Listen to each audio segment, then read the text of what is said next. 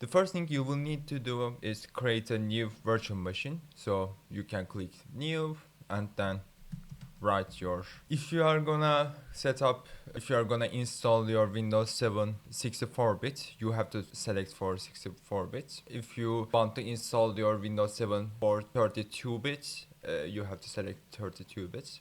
And then you have to select your ISO image. So I have already have an ISO image. If you don't have, you have to install it from your browser, from the internet. And as you can see, my edition is already been selected, so I don't have to do anything. Then we have to set our username and password. So when you are creating a user account in your Windows or operating system, you have to specify it. So I'm gonna make, okay, let's make default, let's make user.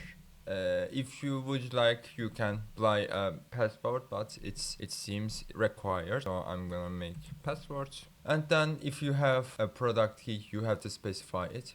Actually, it doesn't really matter if you have, because you know it's outdated operating system. And then we have hostname, so we have to specify this hostname without any space or any capital letters, or you can use capital letters, but don't use any spaces. That's why it gives an error right now. So I'm gonna make just Windows 7, and then you can specify your domain name.